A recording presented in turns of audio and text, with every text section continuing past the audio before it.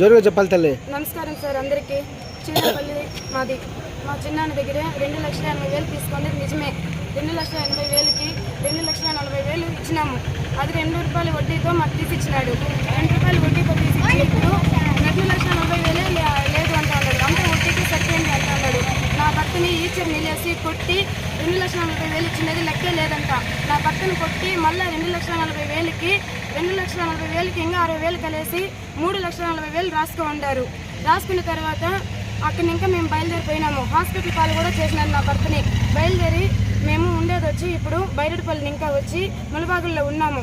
అక్కడికి కూడా వచ్చి నా భర్తని ఎంటాడి కార్లో వేసుకొని వచ్చి చెయ్యో కాళ్ళు తీసేస్తారంట, నరికేస్తారంట.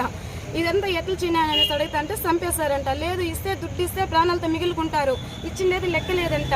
ఇస్తే ప్రాణాలతో మిగులుతారు, లేదంటే చంపేస్తామని అంటూ ఉన్నారు. చిన్నాన్న పేరు కె శివారెడ్డి. ఎప్పుడు తీసుకున్నా డబ్బులు?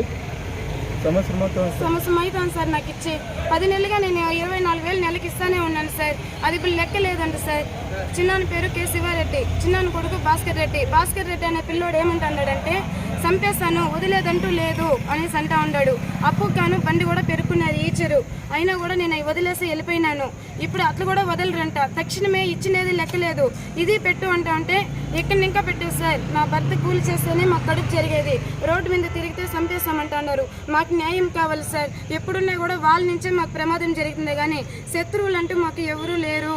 వాళ్ళే ఉండేది. మా చిన్నాన్న భాస్కర్ రెడ్డే ఉండేది, ఇంకెవరూ లేదు సార్.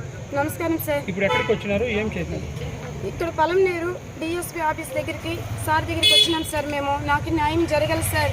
లేదు అంటే నా భర్తకి ఏమన్నా అయితే చిన్న రిమార్క్ అయినా కూడా వాళ్ళిద్దరి నుంచినే జరుగుతుంది సార్. శివారెడ్డి నుంచి భాస్కర్ రెడ్డి నుంచినే జరుగుతుంది సార్, ఇంకెవరి నుంచి కాదు. నా భర్త డిఎస్పీ సార్ ఏం చెప్పారు? డిఎస్పీ సారు బైరెడ్పల్లి ఏం జరిగిందనేది అంతా ఇస్తామని చెప్పినారు. నేను చెప్పింది నిజాలే కాబట్టి అంతా ఇస్తుంది.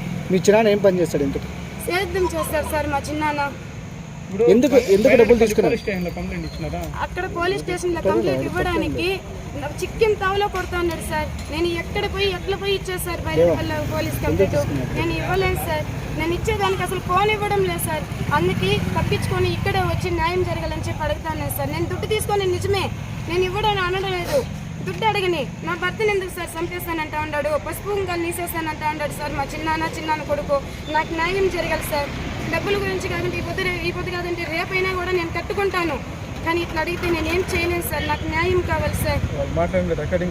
రికార్డింగ్ ఉంది సార్. మా చిన్నాన్న నా భర్తను ఎత్తుకొని పోయి ఏదో ఒకటి చేసేస్తాననిండేది, తీసేస్తాను ఖాళీ చేయనిండేది. నా దగ్గర రికార్డింగ్ కూడా ఉండదు సార్. నా సొంత తమ్ముడితోనే అనిండాడు. నా తమ్ముని భార్య పక్కలోనే ఉంది సార్. అడగండి సార్.